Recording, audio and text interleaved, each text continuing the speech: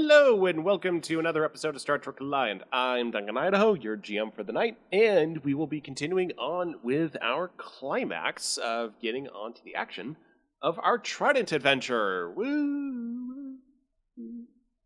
Let's start with tonight, introducing our cast here, starting with Chorog, our security officer.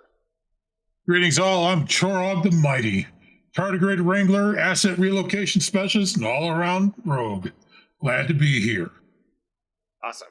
We are also using new voice mods tonight, so you're in for a treat there. Or we'll try to make sure. It's fine. It'll all be fine. After that, we've got our man out of time, DB Wells. Something witty. After that, we've got Science Officer Grawl. Something witty. Maybe Jeff the Mongoose knows something witty. I don't know. We've got our Con Officer, Karjun Rani, played by Jarlin. I will tell you right now, it took all of my self-control that when you said climax, I did not jump in with the loudest moan I could manage. I am not going to pull out the kawaii anime voice for that one. We've got our birthday boy, EXO and CMO, Eli O'Connor. Do you want instant death or climax death? I will take snoo. Yes, please. Wait. I would have both. And then we've got our Chief Engineer, Rick here. Apparently our witticisms generator has been broken, so I'm going to have to remodulate the phase conducer.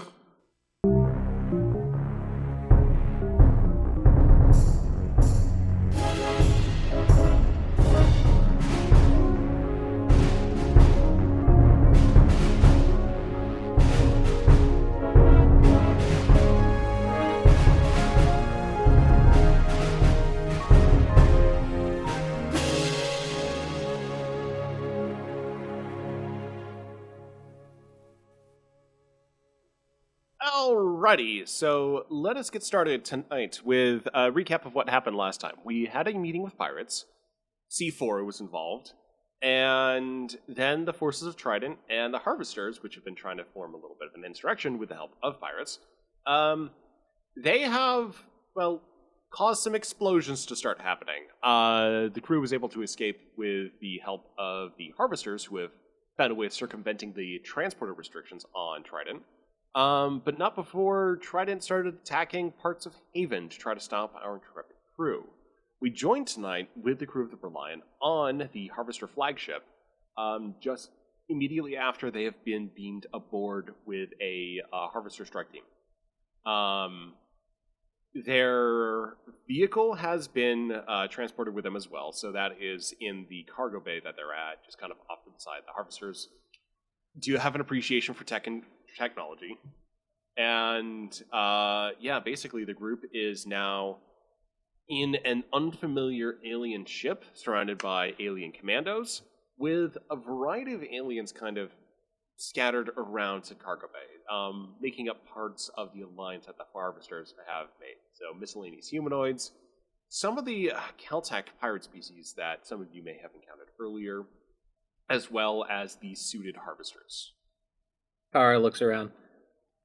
Well, I wish I could say finding myself in the middle of a bunch of aliens with no clear idea of their motivations or hostility towards me was unusual, but... It's a Wednesday. I thought it was Tuesday. Honestly, on Trident, who knows? Yeah, Karen and I have been away for a while, so, we don't rightly know how many days have passed. It's been a lot. You could have checked while you were on the ship, Eli says. Also, Ryuji is looking around horrified. He's never transported before. Kara looks over at some of the aliens and says, yeah, by the way, does anybody know how the sky works here? One of the Harvesters looks over to Kara and says, the sky, it's up and contains atmosphere. Does that answer your question? Not really, but thanks for trying. The Harvester just nods, and it goes to check in their weapon with one of the armory containers. There's quite a bit of tension around the group in terms of the various pirates seeing to their duties. The crew has been called to battle stations, and right now they are effectively kind of just waiting on something. Let's see. Well, Kara just takes a space out of the way. If everybody else is going to battle stations, then the only useful thing she can do is get the hell out of the way. John Doe is in the fetal position. Rick Kara will drags him to the side so he's not in the middle of the road. Goro is just looking around confused. Rick will take an assessment of the technology around. What kind of stuff kind of level of tech are we dealing here with? Is it a mishmash, something more closer to the Federation level, or something else? Ditto for Daniel. Sorry. So, great, because this is a role that I had in mind for you two. Both of you give me insight engineering. Would experimental technology count as a focus? Yes. What about integrating technology? Also, yes. 2 successes and a complication. Interesting. Somebody trips over Rick because he didn't move out of the way. Wait for it. Wait for it. I believe that is 3 successes for me. That is 3 successes for you. So, what Daniel and Rick, to a slightly lesser extent, can appreciate about the technology is that while the cargo bay is filled with a lot of different supplies, this is basically, you see boxes, you see weapon racks, you see some other small vehicles, kind of like an ATV, and that these appear to be very similar to what you've seen on Trident. They may have even been purchased from Haven while the Harvesters were there. What strikes you as interesting, though, isn't so much of what's immediately around you, but the ship beyond that. The ship in question, from what you can appreciate from the lines of the support, like the support reinforcements on the walls, how that's integrated into the hull plating, how the hull plating has been carved out, and how the control panels have been integrated into that with some physical and some digital security devices, that this is a finely crafted ship, both from an electrical and a mechanical engineering standpoint. It probably, in terms of raw power, is a bit less than the Federation, but they have done a magnificent job with this. Rick, well, you're kind of basking in sort of this surprising intricacy, surprising degree of engineering here, and it is just a blend of artistic design and engineering. You trip over someone, and you both fall down in a sprawl. Can I say I trip over John Doe and just sort of land, just sort of squash him as I also as we bump heads. Yeah, but I'm also going to say you take a Harvester with you. Also, I just want to say, if you bump heads with John Doe, remember, he's got that helmet on. Kara goes over to quickly help up the Harvester and Rick and just says, Rick, sweetie, let's stay out of the way. They've been called to battle stations, and we don't want them to lose whatever they're fighting, because we're on their ship. Right, but this is really well crafted. Artistic design, just sort of, everything just sort of flows together. This took some time and effort. I don't even know if would there even be facilities like this to make it here in Trident? Kara visibly relaxes and simply says, well, if you're impressed, that's good enough for me. The Harvester that you've knocked down is significantly different in one key area. While they're wearing part of an exosuit, it's in, basically he's got one shoulder bit dismantled, he's got an arm free, he's kind of got a little bit of his midriff free as well. And he also isn't wearing his helmet. So the individual turns to you in question and says, yeah, I'm glad you appreciate it. It's something we take a lot of time working on. Hi, you can call me Mian. Sorry about that. I'm Rick Tier, our chief engineer. Yeah, it's not a problem at all. Yeah, it's great to meet you, Rick. And the rest of you. I mean, newcomers are something special here on Trident, so, we're specific enough to say, welcome. The individual in question, their faces, they're fairly pale of skin. And completely hairless. smooth face, just somewhat angular features, not much of a nose, and some green and slitted eyes. But just with some of the other harvesters, as they're taking off their helmets, they're taking on much more of a sort of dour aesthetic. This guy, Mion is just bubbling. He's excited. He's struggling to contain himself a little bit. He's looking over the group and just like, okay, yeah, so we should probably get you guys somewhere, yeah, just a little bit, better than this. So he looks to one of the commandos. Jarthon, yeah, I'm gonna take these guys over to the conference area. If anyone calls, yeah, I'm gonna be over there. Jarthon just nods and says, as you will. We will be on the bridge and taking care of matters. Kara nods and says, yeah, that sounds like a good out-of-the-way place. Kara just kind of looks around, so follow him. And she falls in behind him. Eli is trying to get in contact with the Reliant, if that's possible. Okay, go ahead and give me a insight science roll. Of course, I just have to open the sheet because, I'm a professional and I totally remembered. I guess as Daniel follows behind, he's just kind of like looking around at the ship, trailing a hand along a console as he passes by, just kind of, yeah. It's a good thing there's no such thing as a luck roll. Trump is bringing up the rear and is eyeballing the weapons because, of course, he is. What did you say that it was, Duncan? Insight science. Yeah, and then for Chorog, as you're taking a stock of the weaponry, go ahead and give me an insight security roll. I'm just gonna say that Bosho just picks up John Doe and just carries him one-handed like a basketball or something. At least he's not being dribbled. The other John might like that. Let's see, the universe's new sport, John Ball. So yeah, their group, they proceed along the way, and in the corridors, you're starting to see a shift from the sort of the more mixed race to you're seeing mostly harvesters now, just in various types of uniforms. They're fairly well regimented, so yeah, it's kind of an impressive operation. Kind of not so much reminding you of military, but maybe just a high-class smuggler operation. Chorog, with one success, those looks like some nice rifles. Don't know what they do, but some of the rifles look pretty nice, at least the ones that are sort of at the ready position. O'Connor, 2 successes. You do open you open a comm channel to the Reliant. If you want to. Basically, I want to, yes. Yeah. As in, you don't have to use it right now, but now you have that option. You can call the Reliant whenever. Eli is trying to call it, O'Connor to bridge.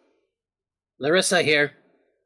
Status update. We've been taken by a group that currently coincides with our goals. Do not engage in the fighting. Prepare Operation O'Connor. Sigma India Sierra Kappa Omega.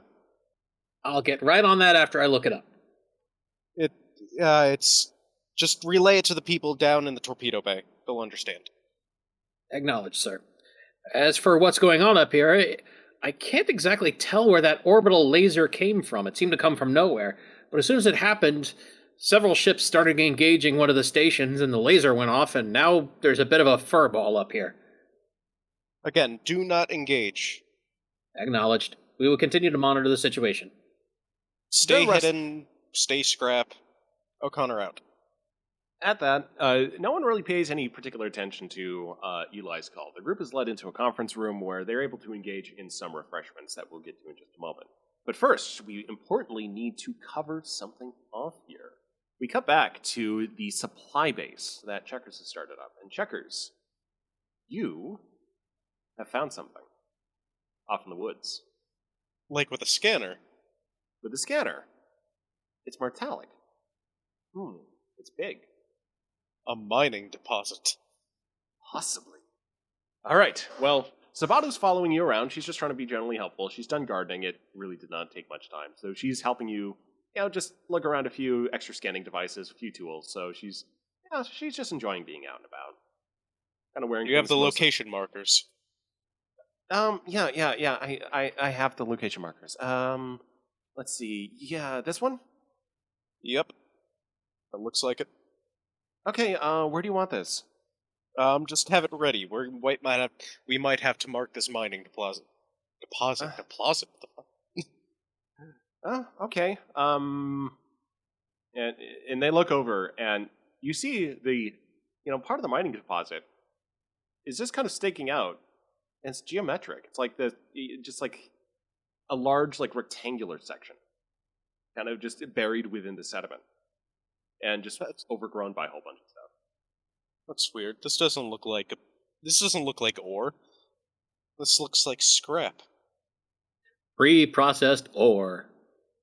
So Sabato just kind of steps over and kind of brushes a hand across the metallic thing.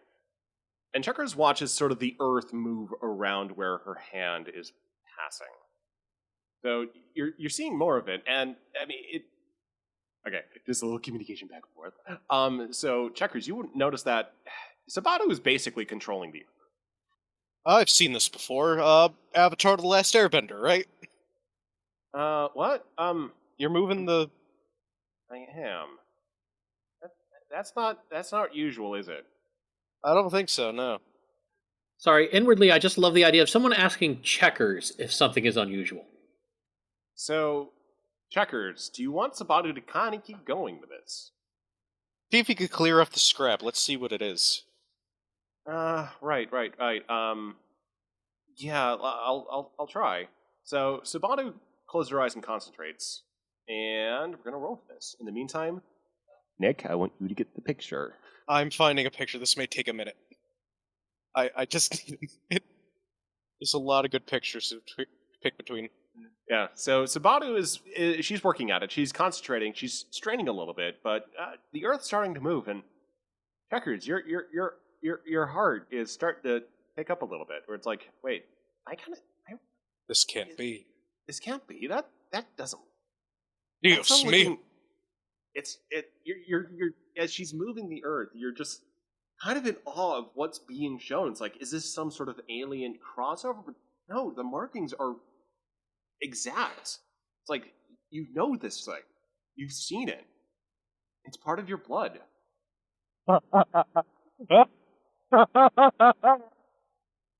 Checkers does a laugh as what Sabato excavates and reveals in full is a rather large, about 30-ton, tan, almost like it's very well preserved, mech with a large, some kind of projectile weapon on the right arm, some sort of what might be a laser weapon on the left arm, and just a very squat rotund integrated cockpit and body assembly. Sabato looks to Jackson and says, well, you're happy. What is it? It's it's an Urbie. Urbie. She nods solemnly and says, shall we fix the Urbie? Ask me that again, but slower. Shall we fix the Urbie? He takes a deep breath, takes off his sunglasses, just stares at it for a moment. Yes, I think we will. So with that, they're going to be working on something. And we cut back to the conference room where Mian has just, he's kind of seeing to a bunch of, he's scrabbling in a bunch of cabinets, trying to find, as much of a variety of snacks he thinks are palatable as possible. A lot of this stuff is packaged. Some of it looks like it's military rations or things that are easily portable, junk food type things. And he's sorting it out on the table, and he is looking in just, again, he's just in good humor. So he's just like, okay, yeah. So I think we've got everything here. Do you guys want some, we've got coffee, kind of always on, brew here. We're right by the salvage room where we do a lot of our, technology, cataloging, you could say, extraction. Kara just kind of sits down and says, no, I think I'm good. You got tea. What are some of the interesting things you found recently? Well, yeah, there's just especially with our latest venture, he says, we've taken a look at a lot of the integrated tech in Trident. So, I mean, we're finding things that are used in soil generation and maintenance, power systems, stuff like that. Like, it's fairly technical with how it kind of fits together. But as far as I can say for fun stuff, like, I don't know, maybe stuff from other cultures. I haven't been too involved in that for a while. But I know the guys, I know they found, what was it? It was, that's right, it was on the scout vessel. It was a starfighter. Yeah, it was from one of the original landings of, I think, the Lorifon way back in the day. It's got markings that might be theirs. We haven't taken it to our conservationists to really get a handle of, like, is it just... Yeah, I'm rambling. So, yeah, I'd say starfighter would be the short answer. That's I thought all the vessels would have been found by now, especially one that old. Well, I mean, it's kind of just a mix and mix process. I mean, there's a lot that goes into a newcomer landing. A ship comes in, they send vessels down, and Trident is, it's huge. Like, I don't really have a good judge of this myself, but like for the worlds everyone comes from, it's much, much, much bigger. And, just there's so many wilds here that things get lost in. Nooks and crannies that things can fall into as well, and, start getting into, parts of the crust and the infrastructure that's there. I suppose I understand such a shock to arrive in such an unknown system. Things can easily get misplaced. Yeah, and, that's kind of our niche. I mean, we're kind of harvesters. We're just kind of pushed out of our original enclaves. I mean, we got a species name, but we don't really use it anymore. It's just what people call us. Some species kind of go through that. Lorifon stuck with theirs, but unfortunately more so with ferals that they kind of get a designation like lurkers or dwellers, scalers, that type of thing. Rick here just sort of nods along as he's speaking. So you get kind of a sense of sadness from Jan when he's talking about sort of where the harvesters kind of fit in with everything. And your immediate sense is that, they've been living kind of on the margins and building something for themselves in that process. As everyone's kind of sitting down, you have just you have a sense of there's a little bit of peace here. The ship itself, you don't hear any banging or signs of it being attacked. But yeah, you just have this moment to sort of sit and reflect for a minute. From your crew, everyone's there struggling or keeping things under control as best possible for those that are a little bit more shaken by what's happened. Cara just kind of cracks her neck and says, "So it seems like I am interesting to the folks in charge for some reason." Yeah, your body seems to have taken on a bit of their shape. There? Well, like guardians and what we think a rune looks like. Yay. Well, I mean, it's intricate work. It's cybernetics and at the highest quality. So, I mean, you look pretty good, but I can understand if it's not what you want. Well, where I come from, we have this thing called consent. Yeah, and now we're trying our best with that right now. I mean, we did kind of take you, but I want to make sure that this is as comfortable for you as possible, since you could help us a lot here.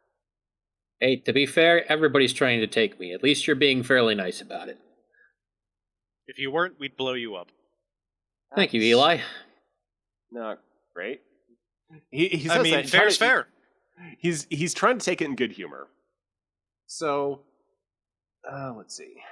Does anyone have any other questions for me on? So now what? Is there somebody coming to meet us? Do we go somewhere? No, we'll be disembarking soon. We're heading to the city of Smashed Rock, where we've been focusing some of our efforts to move things along from point A to point B being the second world. Yeah, I really hope the name is not descriptive, but I suppose I'll deal with it when we get there if it is. There's like this mental image she has now of like this area just being full of smashed boulders and like huts built from stone slabs and. Dro misinterprets and says, well, the second world is... Oh, you said Ian. Mian. Ian. Yeah. So, Mian, he's a little confused and says, well, the second world, I mean, it goes by a lot of names. The Lost World, World of Barrels. Kara waves him away. I was meaning Smashed Rock. Oh, yeah, Magaran, he kind of lists off a few more names. Yeah, the Ustvash and the Yazak, they've made a place of it for sure. They do love their chemicals. So, what? This is like a weapons testing? Oh no, it's like a big drug den, and I mean they have a lot of like, it's a city, so all sorts of everything, industry, civilization, that type of thing. But yeah, the Ustvash are known for their chemical recreation. I have to admit, I don't know if I will partake, but that sounds interesting as hell. Yeah, hopefully we're able to get there just fine. So he kind of looks to the door, and there's a knock that follows immediately after, and the one of the let's see, one of the assault team members that was in your group. You can't tell which one this is, but he's armor's off. He's got a little bit of red face paint on him. He nods to Miad and says, "There is news to report." Jan says, "We're all friends here. Yeah, let's go on with it." And something strikes you as odd about that interaction. So I want people to roll me who wants to see if they can pick up on it. A presence command roll. And right now you have two momentum. You have 2 momentum. Spread up. Holy shit! Oh no, wait. That's that's Rick's roll. I thought that was my roll. My roll was an error. Let's try again. And this is just anyone who wants to, just to detect something. And it's in the space itself that the empath stuff isn't working, or like just in the little pocket dimension here in general. Not like it was down on the planet. I'm just trying to remember. Apologies. You have been able to pick up a little bit. Like you were able to get a little bit of a whiff from Graves, so your empath stuff would come into play. All right. Well, yeah, that's 2 successes from me. Yeah, I cannot believe I actually got a success. I mean, that's still, yeah. All right, so for Grawl, DB, Kara, and then I think Chorog, you all pick up, like, wait, why are they reporting to this guy? And then Rick, Eli, and let me take one last look. Rick and Eli, you realize that this guy is the commander. Like, this senior official, warrior is reporting directly to Mian. And DB, what was that last roll there? Oh, that was the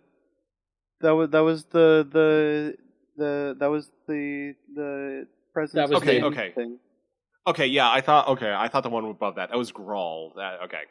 So Grawl also got that sense that, why is he doing that?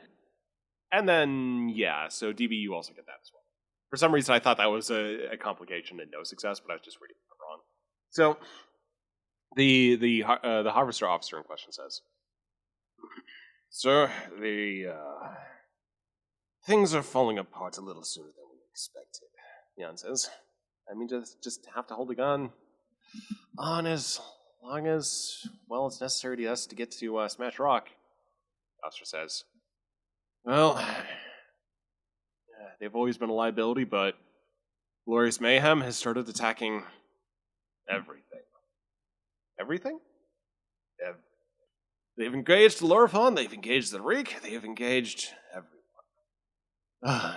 No word from our forces over in Smashed Rock. We think Trident is blocking us. But the Caltac Admiralty is having a council. They are not reachable right now. And the Brotherhood of Bosho, rumors are starting to swirl. It's like, Jan smirks and says, well, we can rest assured that they will not be... And then he takes a slow look across the conference room. I was about to say, when the Brotherhood of Bosho comes up, Kara just kind of raises an eyebrow and looks over at Bosho. The thing is, Bosho wasn't transported with your group. Oh, right. Sorry. But Jan looks over to the side of the room, and there's just this dark form in the corner. And the dark form waves. Because Bosho spore jumped. And found a quiet place to hide for a little bit, that you have all now entered. Jan looks to Bosho, and Bosho just continues to sit there. The harvesters take a look at each other, and the senior officer says, we can anticipate complications from this too. So, do we still proceed to... And Jan interrupts and says, we still proceed. Okay. We will get to the second world. And without the third world. And there's a little bit of a glint to his eye. And there's sort of a pause in that conversation. Anyone could try to address directly what they have identified. That Beyond is the one leading the operation. Kara just smiles and waits for somebody else to do something. So, are you in charge of this ship, or like All this the time, whole Charles been standing there eyeballing the guy. He turns to Kara and says, There's something about this guy I just don't trust. Pirate instinct. So are you controlling this entire organization, or just this ship? Sorry about that. I'm probably leading the movement, something like that. Gebron here. He's the senior fleet admiral. I'm the one with a plan. Let's just say. Kara nods and, throwing, shit at the wall to see what sticks, just says, nice to meet you, Dro. Yeah, it's the family name. I like to go by Mia. Noted. So, he smiles and says, right, so, to the greater business, you could say. You're here to help your friends. I'm here to help everyone. There were rumors back on Trident that you were trying to get the entire system back to real space. Yeah, I mean, that's the big plan. If we can't achieve that, then maybe we could just replace Haroon for a little while. Trident itself is falling apart. The area we know because we live in the margins, so its habitats and it's decaying faster, and we don't know how long more it's going to last, so definitely need to, find some way of fixing Trident, and the tyrannical overlord, that is very difficult. Good old regime change. Sounds fun. I'm in. Yeah, and, so it's a lot, and I just hope you don't think anything less of us. We're trying to do this as reasonably as we can. It's just hard when you're having to build something from what scraps remain between the cities. Well, I don't know how much use it is, but we do have a ship. Yeah, we speculated on that. Tell us about this ship. Kara points to Eli. That's classified for the moment. Understood. I will say, though, as a fellow builder of things from scrap, you guys have done a wonderful job here. Dro smiles very warmly and says, thanks. Yeah, it's cultural, and, for my part, in giving us a little bit of a voice, I certainly haven't tried to gainsay us and, have us do anything slapdash. We're very meticulous. Causing chaos and confusion? I'm in. Right, so, our plan is to...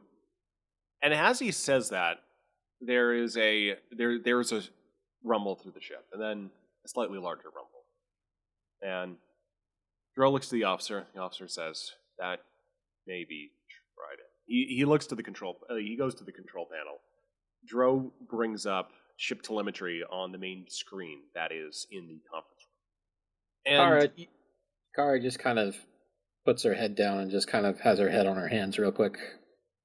And what comes up on the view screen is a craggy-looking mountainside with a with a very industrious-looking city nestled within it. It has a little bit of art to it, from what you can tell from this angle. There's a little bit of like a spiral pattern with the streets, suspended railways moving along it. But there definitely is something more to know with the fleet that is occupying the airspace around the city.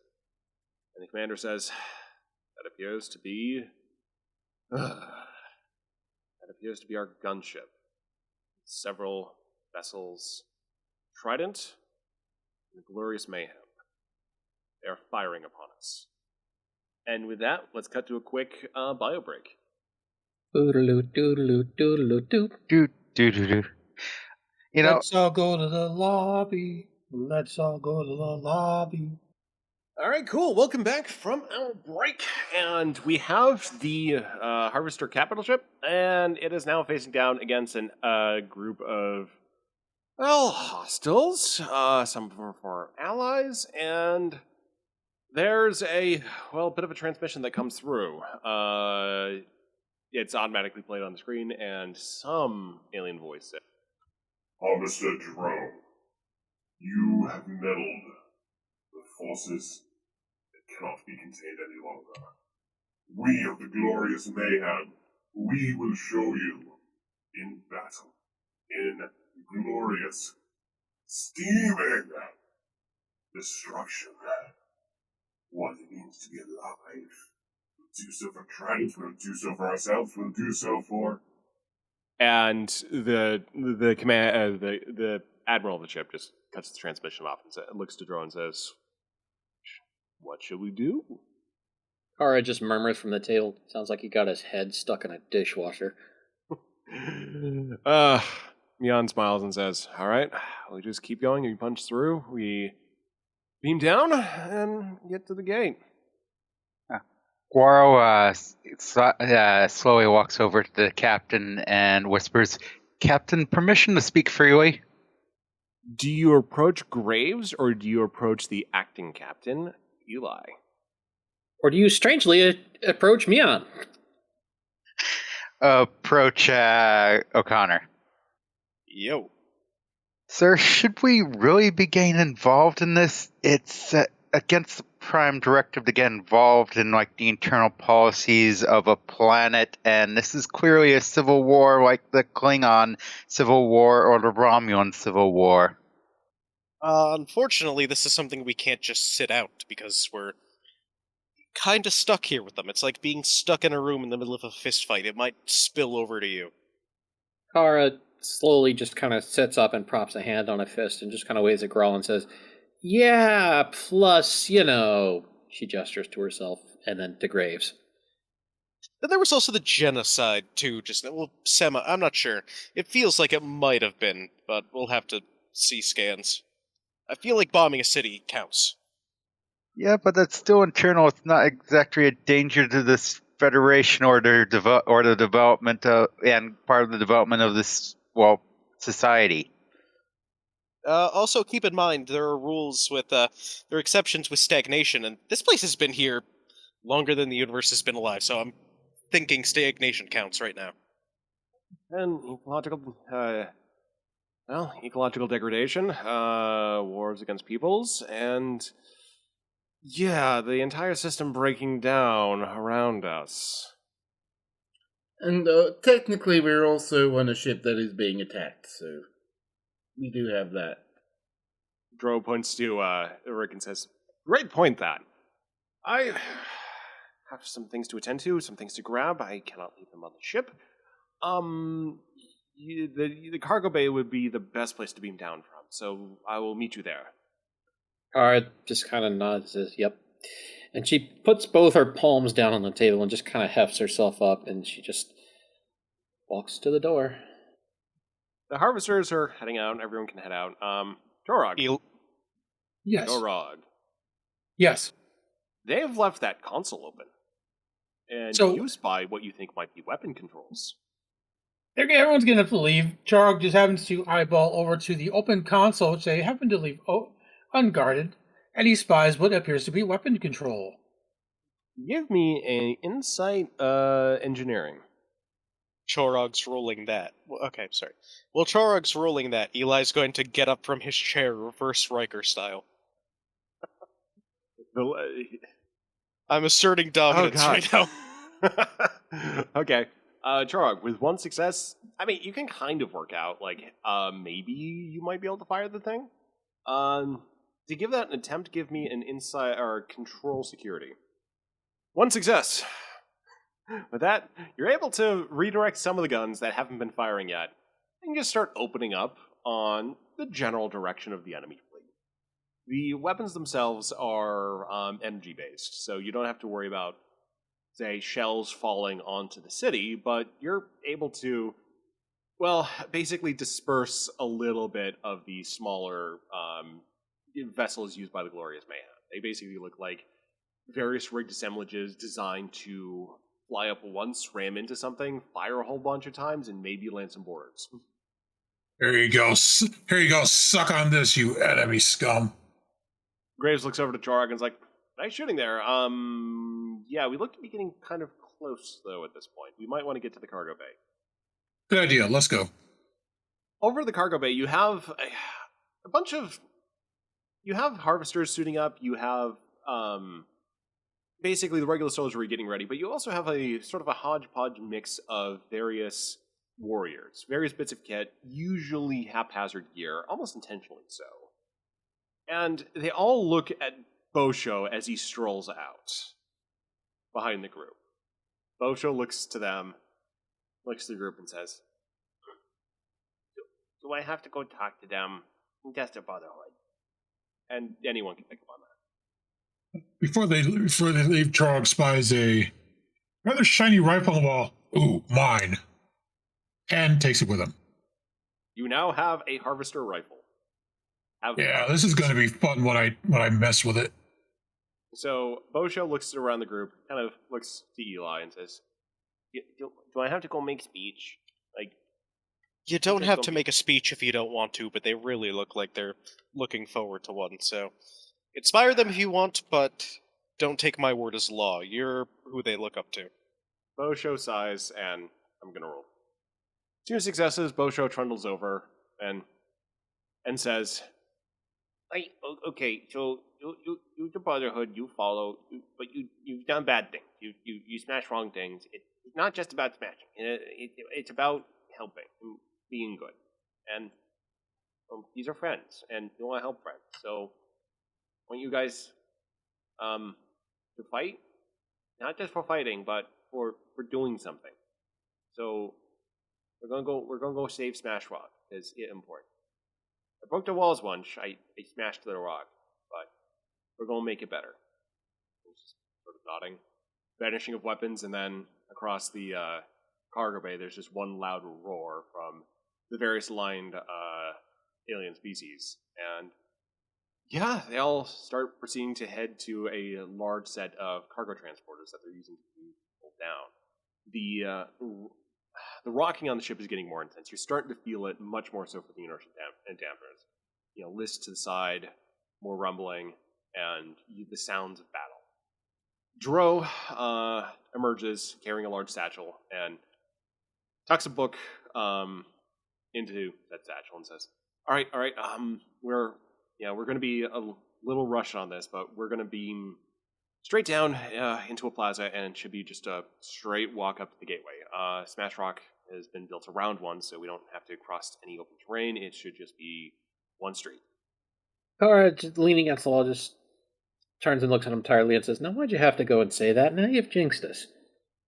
Sorry, he smiles and rubs back his hands.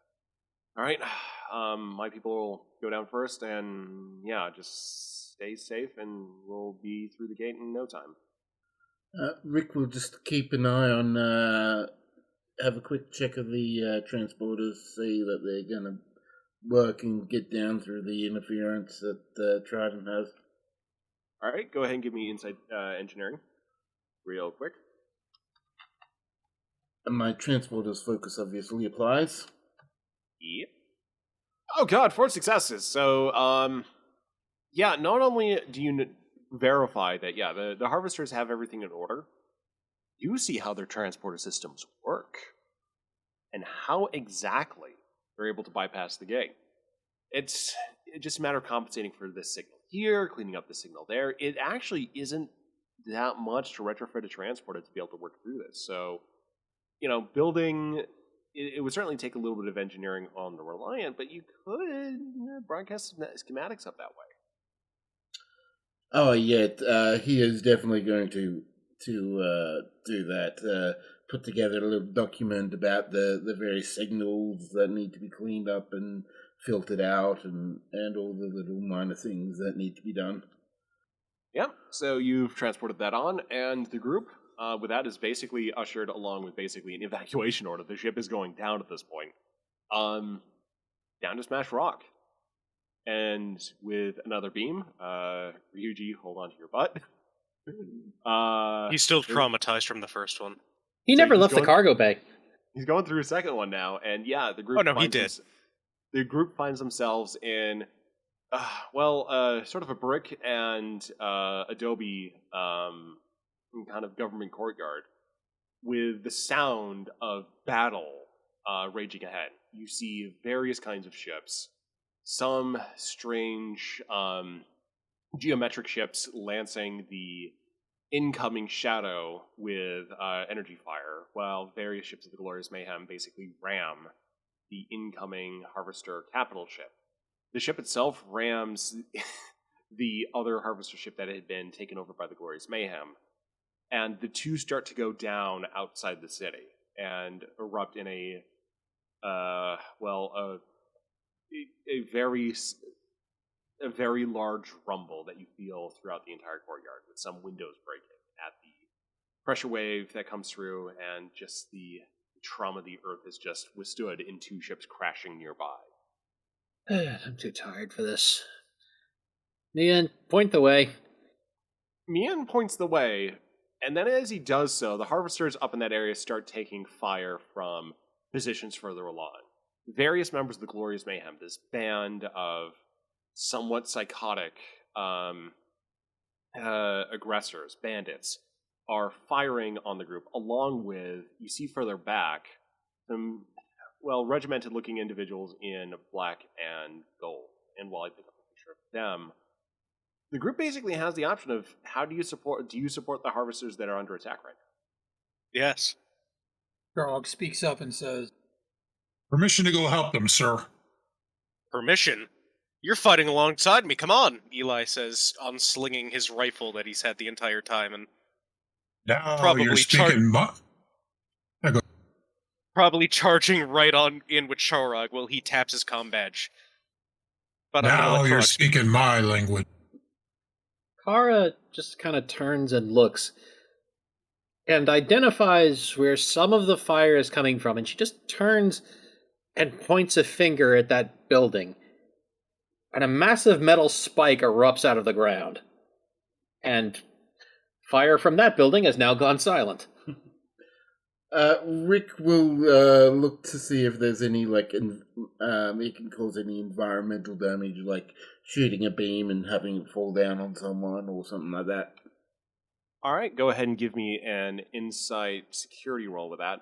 Grawl and DB, you're kind of in the back with Setsa and John, as effectively, kind of a group of non-combatants that have been included with the group. John Doe has also been effectively placed with your group, but you're kind of in a much more chaotic situation than you might have anticipated from the initial mission brief, let's say. I have a little bit I want to do. Can I speak for Bosho for a few seconds here? For a few seconds, yes. And John Doe just kind of turns to people who are still standing back, just like, we're not going in there, are we? We're not, right? And then Bosho just kind of picks him up and says, a warrior must learn in the heat of battle, and just throws him towards the battlefield.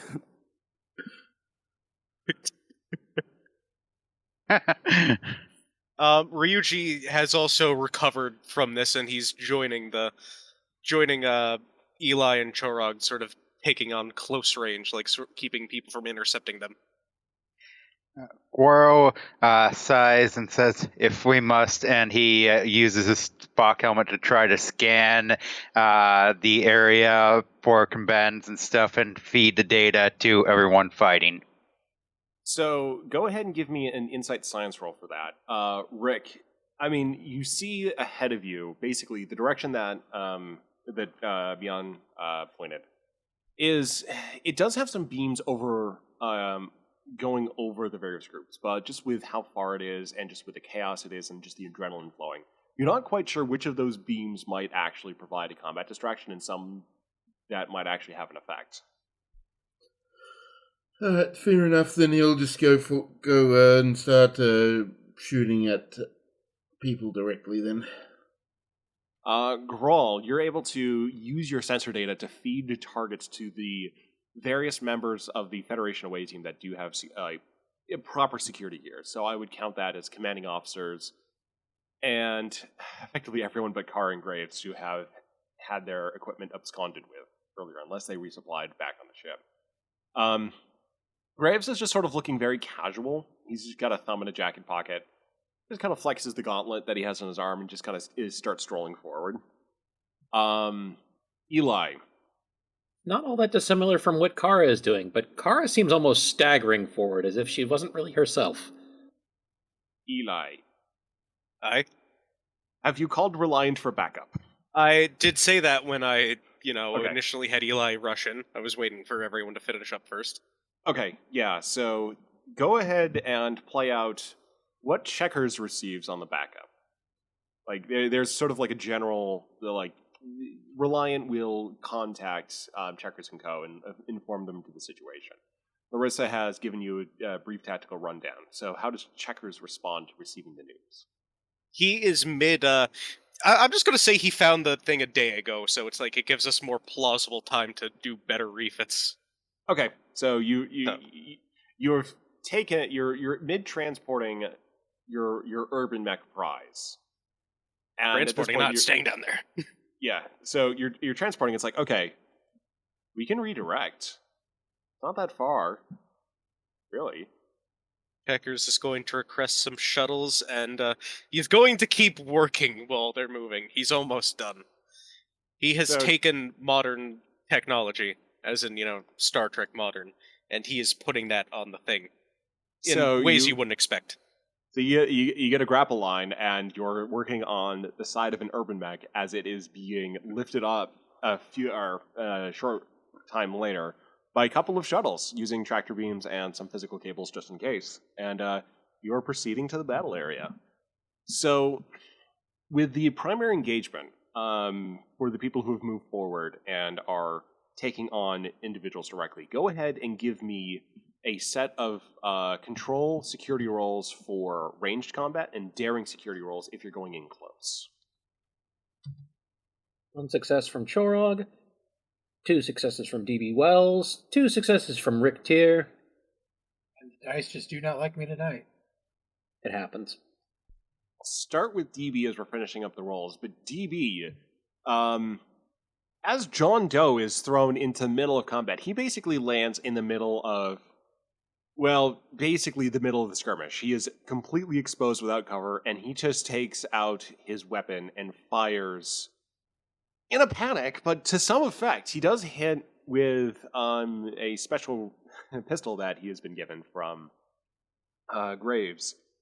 With his special pistol, and I'll let you fill in some details in just a second, you take out one of the nearby skirmishers. These are very light, very thin, hairy, somewhat bird-like, just miscellaneously armored, covered in just effectively whatever shit they can find. But these skirmishing bandit types. The weapon that John Doe has, it is a laser pistol, but it doesn't quite look like the typical laser pistol that the Federation's used in the past. It's a bit clunkier looking, but the lens on the front is about twice as big as the lenses on any of the Federation's laser pistols, and it's got a longer barrel. And yeah, you just basically sweep that across. You take out one of the aggressors, while Rick, you're able to lay down some precise covering fire for John Doe, taking out another individual and allowing John to scrabble over to cover. Jorog, you're a little bit over exuberant, and you dodge forward, but you kind of come into the line of fire of a Gatling gun that has been set in the middle of it, or Gatling energy weapon of some kind. It lays down this barrage of screaming green projectiles, and it flashes the street right in front of you. I will have you make a fitness security roll to dodge to the side. Okay. By the way, while he's rolling, I just want to note that from the moment Bosho threw him, John Doe has not stopped screaming. I mean, considering the situation, one might say that that's the sane response. With 2 successes, Chorog, you leap directly into cover, allowing yourself to easily reposition for the next bout of engagement. For the Glorious Mayhem. Okay, I gotta make that thing disappear.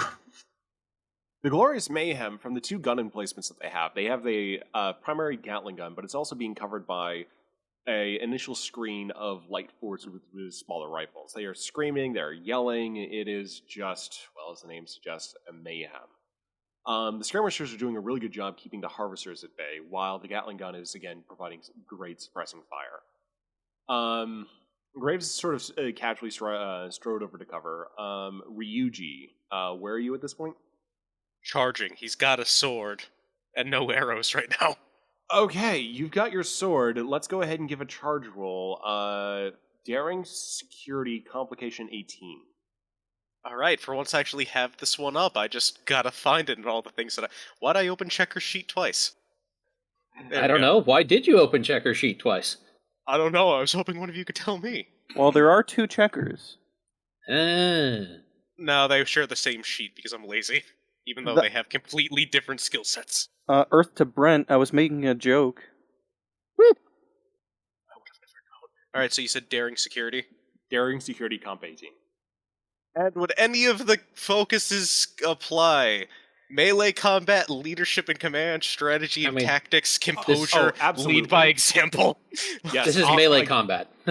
Effectively, they all apply. I know, I'm being a bit cheeky. And just for you guys to know, if we're dealing with the rolls, you have 2 momentum built up. Actually, no, you got 3. The transporter roll. I forgot. Fuck. Can I use a momentum to re-roll that comp? You can re-roll. Woo! I forgot to add the comp thing though.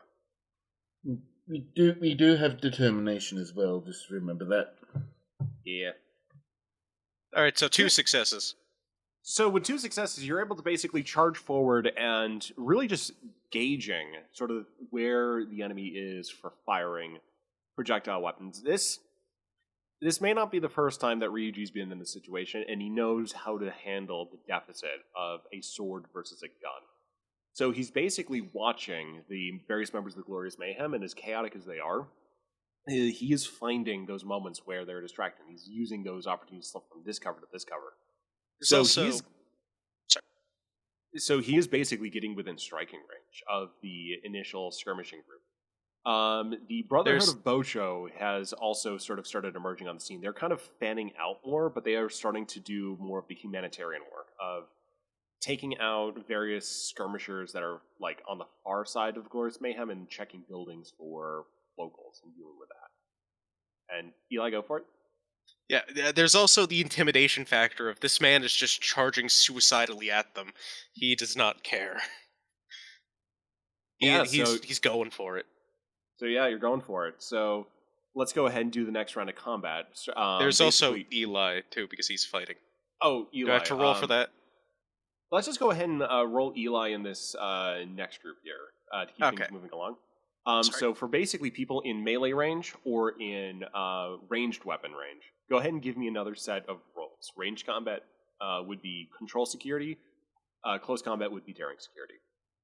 By the way, I just want to say that Daniel is staying out of the fighting area, but he is scanning around for survivors under, like, rubble and stuff.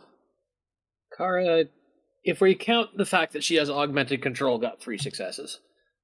If we don't count it, 2 successes. And Rick got another 2 crits. Go ahead and build up 2 momentum. You're now, Rick just shot down a ship. Who shot John them? Doe got a. I still haven't made a sheet for him, but I want to say he probably has a focus involving like sharpshooting. But I think he got 2 successes and a Complication. complication. Yeah. Yeah, complication. So, okay. So, all right, just a second here. Jorok, starting off. When you duck into that side passage, you are able to basically see a bunch of scattered equipment. You know, one of the members of the Glorious Mayhem was just taken out here.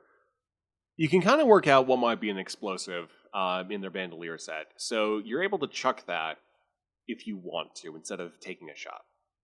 Do you?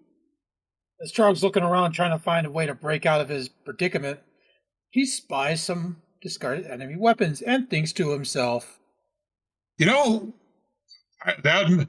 those would make a big bang and a big distraction.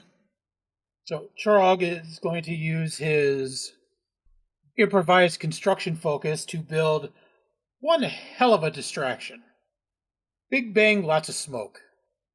Chorog manages to cobble it all together and chucks it at one of the emplacements. So you're able to chuck it at one of the emplacements, but with only 1 success, you do some damage and you cause some injury, but it's not enough to, well, take it out. Rick, with 4 successes. Are we going in order of rolls, or? Yeah, we can go. We Yeah, don't can do have that. to. I'm just trying to figure out what order we're going in. I was going in narrative order. So Okay, basically, go, what would be continue. good- What would be good to construct the scene? So, Rick, you up next. With the data that Grawl has been feeding you, you do spot, just on sort of the edge of that sensor range, an incoming sort of light attack craft coming down, like towards the street, going for a strafing run. You switch your phaser over to effectively sniper mode, and you pull off a great shot.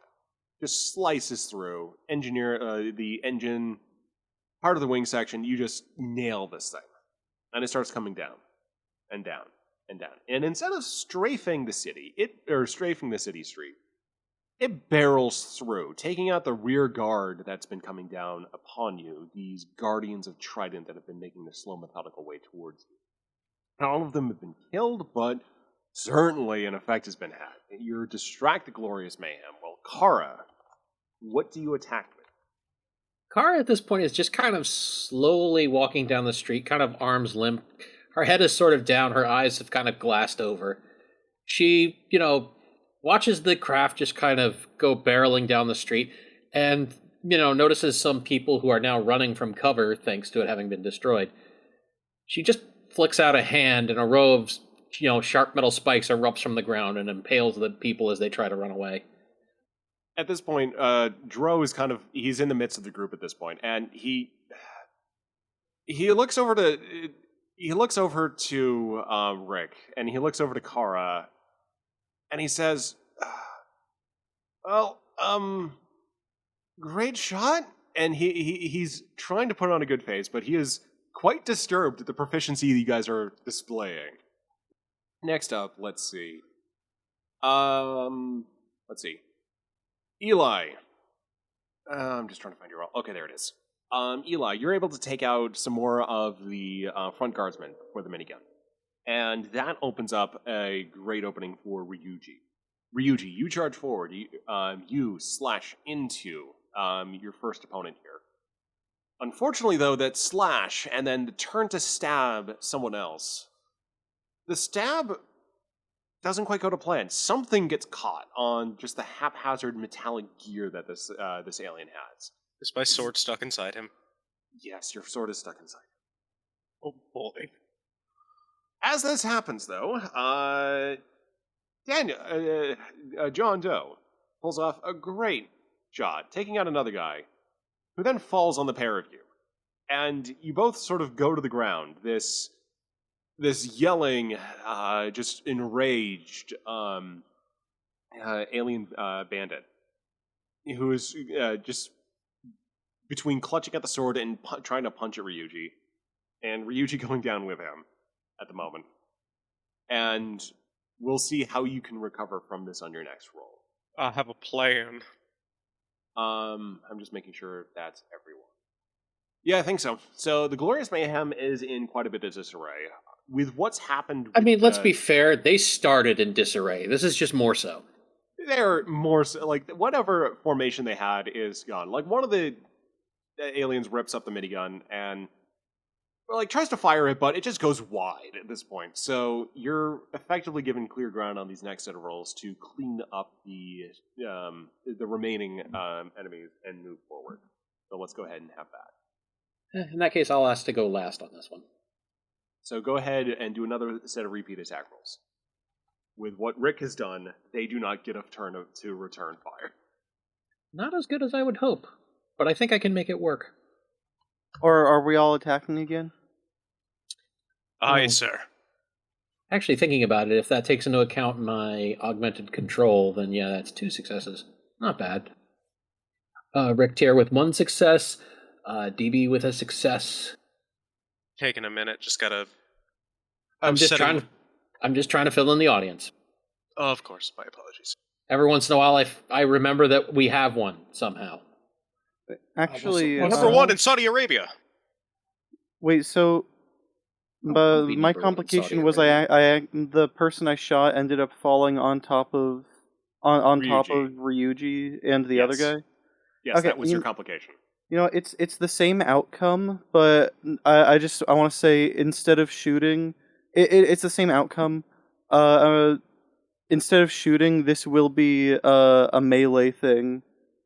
Involving his helmet to help Ryuji. O'Connor fires a shot and got 2 successes. Give me a second. I'm getting Ryuji. Okay, I'm using a moment. Yeah, determination. Determination. Yeah. I mean, you've already used one. What kind of value works?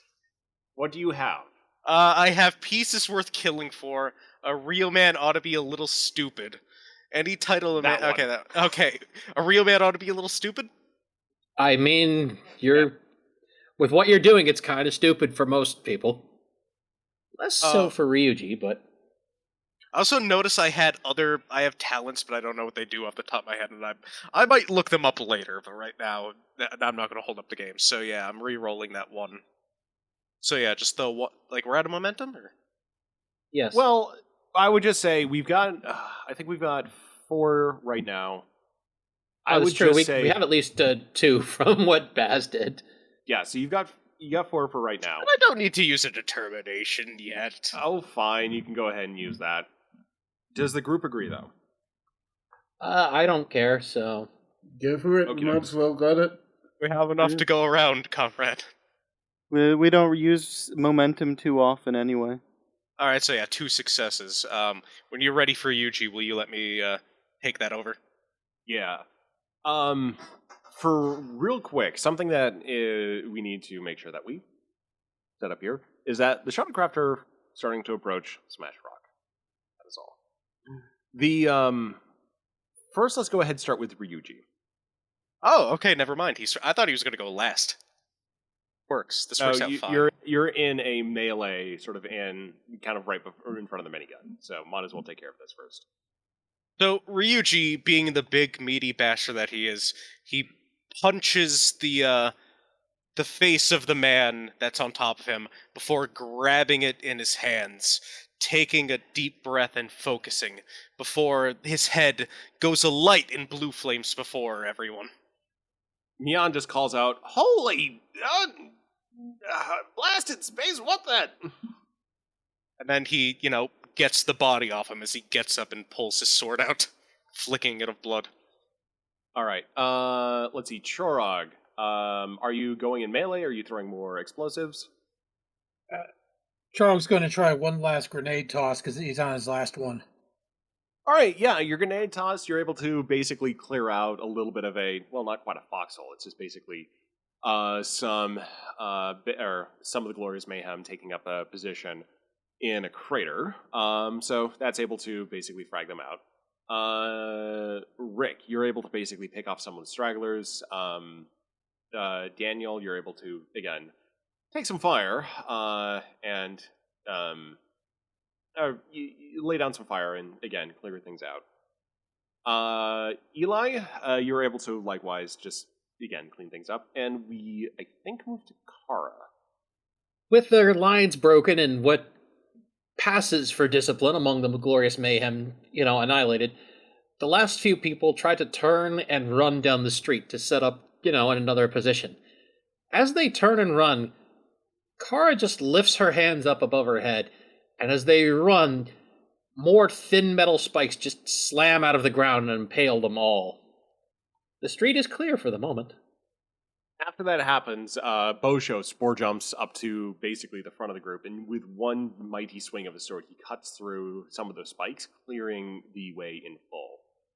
The Harvesters, some of them take inventory, some of them are holding back, so it's basically your group with Mian heading up the way.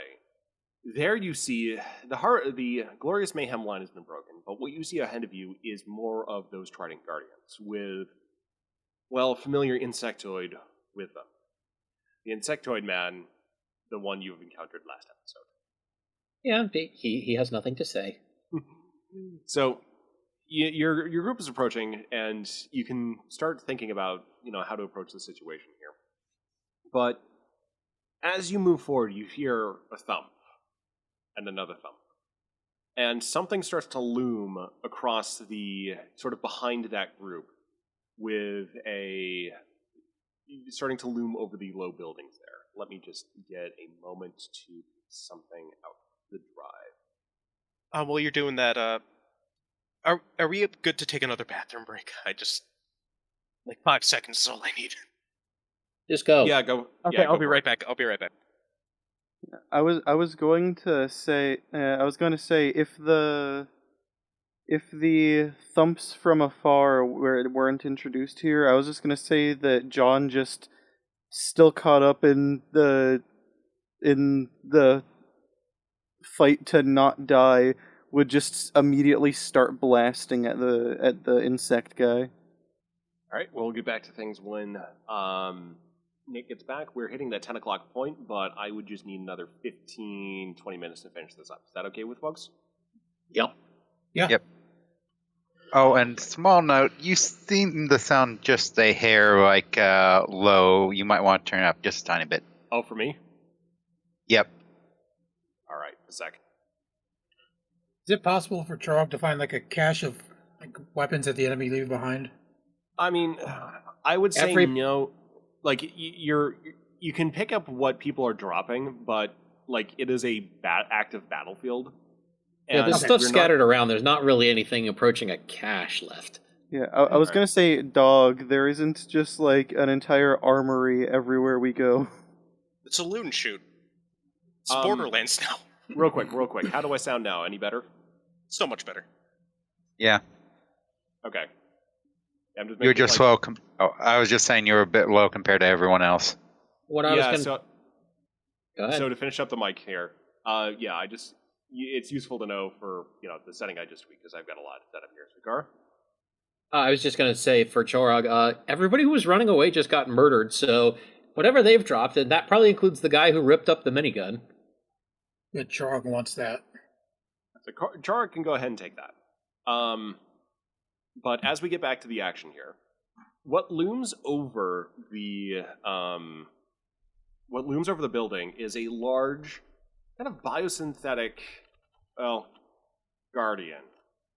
It's got some very tight, spindly legs, 3 in the back, 2 in the front, a little bit of a blade-like protrusion coming from below, and a small head. It kind of looks around and sort of focuses on the group and just fires off a beam, kind of slashing in front of where the group is at. You also hear just a low hum overhead as the shuttles drop down and deposit in sort of the adjacent street, but with a shot over the buildings. A large mech. Checkers. Yes, boss? Go ahead and give me a con control roll. Hold on a second. Since nobody voted on the thing that I posted earlier, Checkers is having to wear this in the cockpit. Okay. The best Oh. one. I didn't realize that was a vote. I thought you were just deciding. No, I was like, hey, come on, someone help me figure that. But yeah, he's wearing that. So as your rolls are going through, I'll just describe for the others. He is wearing a... I don't want to call it a trash can on his head in the style of Count Binface, but he is wearing a very bulky pressure suit and armor set. No, it's just the helmet. It's So a just the neuro helmet. helmet. So you got some connection, some cables coming out the front connecting into the mech. You've got a large cylindrical thing with some armor padding around the side of it, and you. Let's go ahead and get you that roll. You said Control Con? Control Con. Dog's looking like a cross between R2-D2 and MODOK. Yeah, go ahead, girl. February 2 ground forces, the Urbie is away. Repeat, the Urbie is away.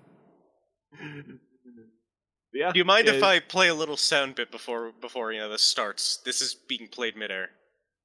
Yeah, the Urbie's projecting this sound. No, it's inside the cockpit. Only Checkers Oh, hears inside this. the okay. All right. Reactor online. Sensors online. Weapons online. All systems nominal. Let's get that roll. 2 Fucking successes. beautiful. The Urbie basically the shuttlecraft detach it. Faberi gives your ground team warning about what's going to happen. The Urbie uses his jump chest to blast down, just a screaming fireball erupting from below it as it mightily lands and is in a perfect shot to fire at whatever the hell alien thing is now firing at the group. Checkers. Behold, the power of the Ultra AC-20. Go ahead and give me security or con control. All right, let's see. 8, 9, 10, 11, 12. Not high rolls, but fun rolls. I'm okay. Damn. Still not bad. So with one success, you fire off that AC-20. The calibration could be a little bit better. You hit the target, and it sort of turns its attention towards you. The rest of the group has the opportunity then, as the Trident Strider it's got a new opponent, to fan out and start engaging Trident forces on the ground. So go ahead and give me a set of fitness security if you're going to try to get it to melee range, or control security if you're going to basically provide covering fire. And this is for the whole group. And then Grawl, you can go ahead and give, for Faberi, a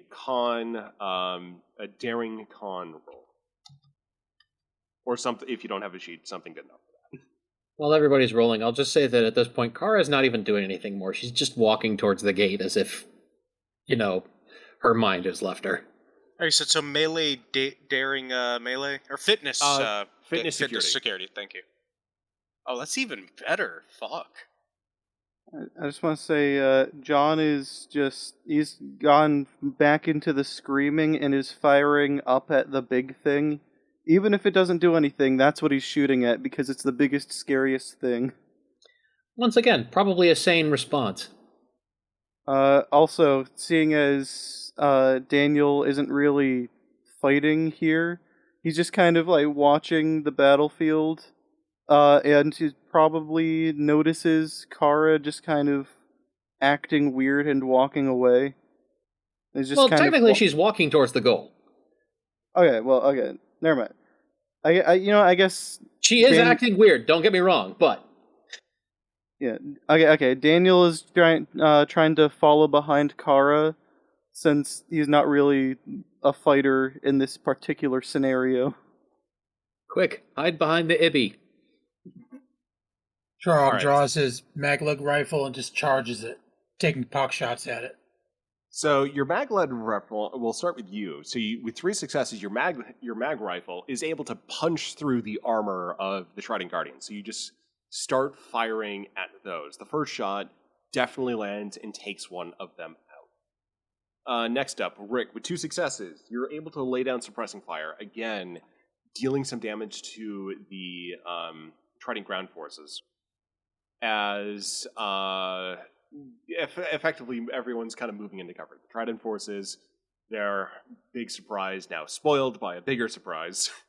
Grawl, you're able to provide some sensor information to the rest of the group, but it's getting a little bit harder to pick things out just with the high intention power readings and sort of the general chaos of combat. John, you were able with 2 successes to, as you fire at the Strider, it actually does a little bit of damage. You knock off what might be a sensor spine, something small falls off that thing. So you have had an impact. Ryuji, you're able to basically close the ground, and you have already picked out and basically are in a stabbing position of a guardian. Eli, no successes and complications. There was a complication. Okay. No successes and a complication. You trip. But fear not. As you tumble, Bocho comes up behind you and grabs back of you and says, "This is not the time to take naps." And he then proceeds to throw you. Too far. I was about to say, anybody else getting, like, flashbacks to the Master Chief grabbing that one guy at the beginning of Halo and tossing him in the escape pod? Yeah, except what happens here is that Eli is being tossed straight towards Vigarin. Question, though. Yes. Can I shoot at him while I'm flying through the air? Yes, next roll. Actually, Yes. I was gonna say, so Bosho got a success on that? On his roll, so... Success. He's got 1 success. Oh, sorry, yeah, Okay. Grawl, that was for Faberry. Faberry. I'll just go ahead and say, Vigarin was not paying attention and Eli just collides with him. So that's happening.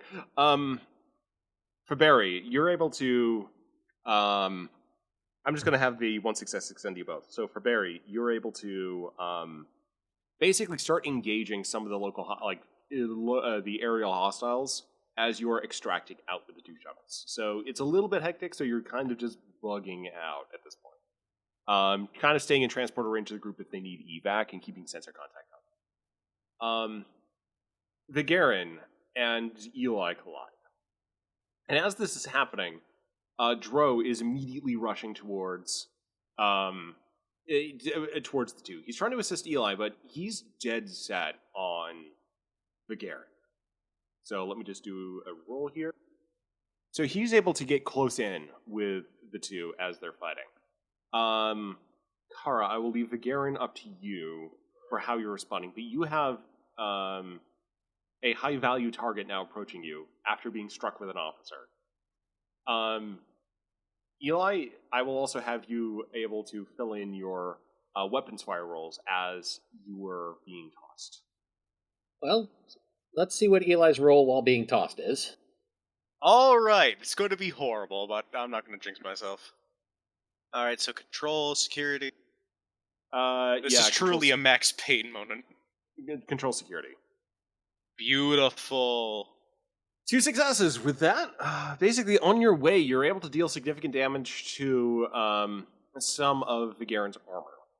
Like, basically, you put a very large line through the armor on his thorax, and you actually snap one of the joints off one of his legs. Oh, these are the phaser bolts. It's the Kelvin rifle. Okay, well, you put a melted crater in his armor, but it still works for the leg. And then you collide with him, and he falls over. And then he notices Dro running up to him, and decides not to bother with the guy lying on him, because, well, what's he gonna do? So he turns and holds out an arm towards Dro, and opens his hand, and in the middle an orifice opens, and out comes a blast of energy. And he got 2 successes. Dro takes it. Like, he's got some shielding, he's got some armor, but it knocks him back hard. Like, he is just completely just floored. He just goes smack back on the pavement and just lands hard. Checkers. I was about to say, Vigarin immediately turns back to Eli, and we'll try to deal with him next. Checkers. Let's go ahead and give another mech shooty roll. So, security or con control. Well, it's going to be the same either way.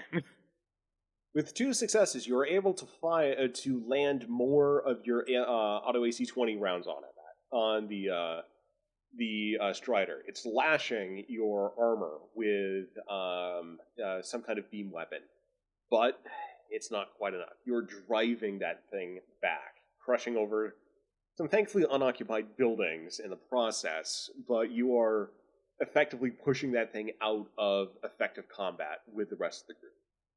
As far as the rest of the group goes, for everyone, go ahead and give me another set of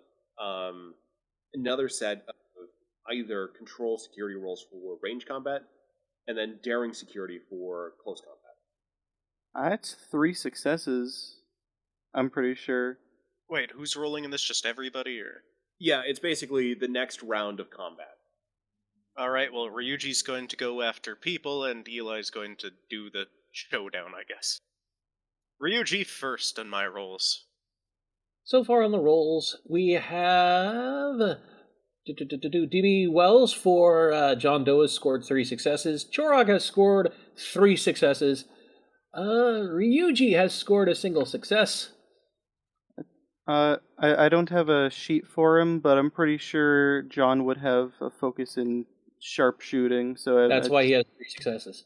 Oh, so sorry. I for some reason I thought he said 2. Never mind. I'm sorry. Rick with 2 successes.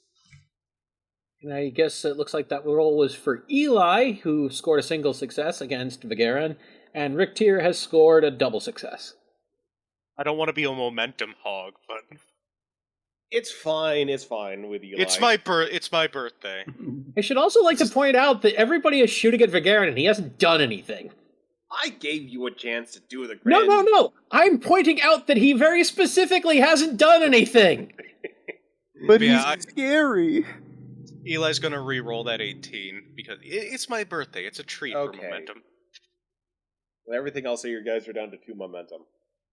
It's sending it out. Hold on a minute. Came up as an error. Thanks, Majio. While that's happening, Chorog switches to Pistol and Blade and is going after some of the other Guardians. They're lashing out with integrated beam weapons that are part of their arms, firing that off similar to Vigaran is. But Chorog, you're able to get in close and take out one of them in very quick fashion. John is laying down good covering fire again at Vigaran, who takes another hit to the armor, this time sort of in the flank. Now he's got, scars on both sides. Rick, you're able to lay down additional covering fire, basically starting to clear a way open for the gate. So you now start to have a bit of a path with the people that have been taken down so far. Okay, and then for Eli, you're basically able to get up and kind of put yourself in a position where you can start engaging Vigaran and making sure his attention is staying on you. He's going melee with his knife shoes, yeah. Also, did you do Ryuji or did I miss that? I missed that roll. What was Ryuji's successes? Let me roll back up myself. It was only 1 success. Okay, so with that 1 success, Ryuji, you're able to get in with a little bit of melee combat, but you're not able to take anyone out. So, at this point, go ahead, Vigaran, give me another roll. Say again? Vigaran he was talking to needs me. Roll. Apologies. 1 success? Yep. So, Eli basically starts to get okay, Eli, what are you using for melee? His knife shoes. I did say that mere moments ago. Okay, just making sure. I'm having to keep track of a lot right now. So, Eli, with your knife shoe, you're able to lash out with a kick and catch Vigaran by surprise, getting him a good slash across the leg. Everyone is basically able to sort of start moving in. And basically, it's looking like things are pretty good for you guys right now, but you start to hear a little bit more activity going on around. A little bit from the air, a little bit from the side streets, but it looks like reinforcements might be coming in at this point towards the courtyard. The residual forces around from the Brotherhood of Osho and the Harvesters have not been able to stem that tide. So you have the advantage for now, but you have a gateway. And you guys notice as you're this close to it. Actually, hold on. Before you do that, I was going to ask how close are we to the gateway? You're in the same courtyard, so you are... Okay. You're not an officer's throw away, but you're close.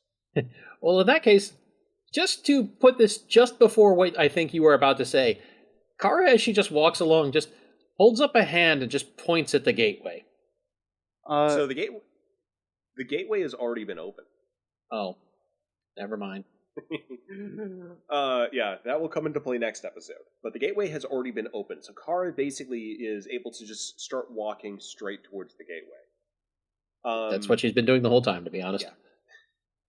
So, at this point, Vigarin, do you have any tricks up your sleeve? No, he was just standing there watching, and now he's been attacked by, like, everybody. Okay, to be fair, he was in the middle of a battlefield and threatened all of us, like, 5 minutes ago. Also, Okay, to be fair, his faction did just orbitally bombard a city. Well, first off, he, like, threatened you guys some time ago, not like 5 minutes ago. And second, I guess in my internal mind, I didn't have him down in the fight. I had him watching from, like, a building or something. Okay, yeah, my intention was that he would be down in the fight, because he needed to have a showdown with Dro. Ah, I didn't know that was now. Well, we're getting into the courtyard right at the gate, and people are going to be moving through, so we're going to be finishing up here very shortly. So Yeah, I still thought that was later. Okay, so at this point, let's go ahead and shift over to that. So, Vigarin, you're able to move with quite a bit of speed, and you've got a target still laying prone. You know what? That is Dro. Vigarin will just kind of toss Eli off to the side and start walking towards Dro. You have been a thorn in my side. I think it's time to remove you. And he flicks out an arm blade as he continues to walk towards, the nearly insensate Dro. So, Dro is just on the ground. He's not really responding too much. He's just trying to struggle and get up. He's kind of clutching over and sort of, like, the first thing he does is sort of, like, scrabble over and check his pack. He's bleeding a little bit at this point, and the blood is covering the book that he has. He's clutching that tight, and he's sort of starting to see that Vigarin is coming up close. And Vigarin can also see which book that is. It is the Shadow or Alternate Histories. We are Trident. We are eternal. And he raises the arm blade up to strike down Dro. At this point, there is a flash, like a solid, like, white flash. And Marcus is standing right underneath Dro's arm, holding it back, with basically propping up his conclave lance. And the rest of the group just notices that Graves has mysteriously, basically translocated into the middle of combat. And his hair is a bit silvery. And for those that can see it, the sclera of his eyes, the whites of his eyes, have gone completely black, and the irises are glowing bright orange. Vigarin just kind of holds the strike there. He doesn't really push further on the lance or anything. He just stops and he just looks at, Graves. He just says, Ilium. Graves smiles and says, "It's good to be back." At this point, I will actually say Vigarin steps back and just kind of looks around for a minute and seems lost for a moment. And he just says, "So that is the way of it. In your fury, you will even twist the past to your ends." Oh, not my choice to come back. A little bit more, I think Rune is playing at this a little bit, seeing how we can destabilize the situation. Vigarin just kind of seems lost in thought for a moment. The remaining guardians around Vigarin have started, like, hustling over and are kind of pushing the group back at this point. Basically giving Vigarin some cover as the Urban Mech fires again and again and it basically takes out at this point the Strider that was engaging them. The group has a clear path to the gateway as Vigarin is basically lost with the image of this individual that he thought was dead, engaging in combat here, on a side he wouldn't have anticipated. Quite. To be fair, you don't expect dead people to engage on any side. Graves grabs Dro and is just pulling him over to the gate and just calls out, "We gotta go through. over to Beta. We're not going to hold here for long. And at that, checkers, you also get that message. Your shuttle evac is buggered out, and there's a large gateway capable of, well, hosting an urban mech straight ahead. All right, stomp, stomp, stomp right through empty buildings heading over. He makes a point of going through the buildings, by the way. The urban mech basically is the kind of the first thing through, but everyone is basically close behind. Kara drifts on through, and everyone else is able to essentially file through. So you've got Dro, you've got your away team, and you're now proceeding to an unknown land as you leave Alpha and proceed over to Beta, the next world of Trident. And as the gate starts to close behind you, one more figure passes through. The battered form of Vigarin. And with that, you'll see what happens next time, and who went through the gate before you guys, as we start to wind down the adventure of Trident. With that, thanks for joining us. Up to everyone in podcast land enjoyed, and yeah, we'll be back in a couple of weeks. So with that, we've got emails, reliant@starbasegc.com, and we'll say goodnight. Good night, everyone. Night-o.